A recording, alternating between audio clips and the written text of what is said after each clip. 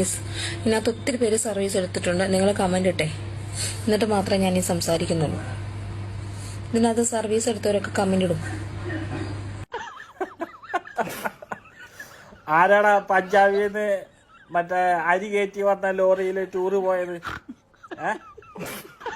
ആരാ അശോക് ലൈലൻഡിന് ടൂറ് പോയ ആൾക്കാരൊക്കെ അത് പറയും. ഇതിനകത്ത് ഒത്തിരി പേര് സർവീസ് എടുത്തിട്ടുണ്ട്. ആ സർവീസ് എടുത്തവരൊക്കെ വന്ന് കമന്റ് ഇട്, എങ്ങനെ ഉണ്ടായിരുന്നു സർവീസ് എന്ന് പറയും. അല്ലത് എന്ത് സർവീസ് എനിക്ക് ഇപ്പോഴും മനസ്സിലായിട്ടില്ല. എന്താ ഇപ്പൊ സർവീസ്?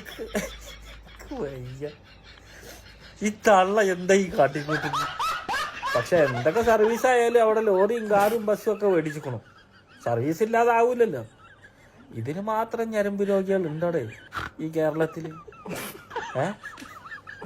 സർവീസ് എടുത്തവരൊക്കെ വന്ന് കമന്റ് ഇടും. ഇതിലെത്തും ഒത്തിരി ആൾക്കാർ സർവീസ് എടുത്തിട്ടുണ്ടായിരുന്നു. എന്നാലും ഈ അശോക് ലൈലൻഡിലൊക്കെ കയറി ടൂറ് പോയ ആൾക്കാരാരാ? ബസ്സിലല്ലോ, പഞ്ചാബിൽ നിന്ന് ലോറിയിൽ മറ്റേ ഈ ഇതേറ്റ് വരില്ലേ, അരിയും പഞ്ചാരം കൊണ്ടുവരുന്ന ആ ലോറിയിൽ ടൂറ് പോയ ടീമുകളപ്പോ. അതാരടാ പോയി? വേഗം കമന്റ് ഇട്ട് കൊടുക്കും, നോക്കട്ടെ. എന്നിട്ട് വേണം നിങ്ങളെ കുടുംബം കൂടി നശിക്കണ് കാണാൻ. വല്ലാത്ത ജന്മങ്ങള്.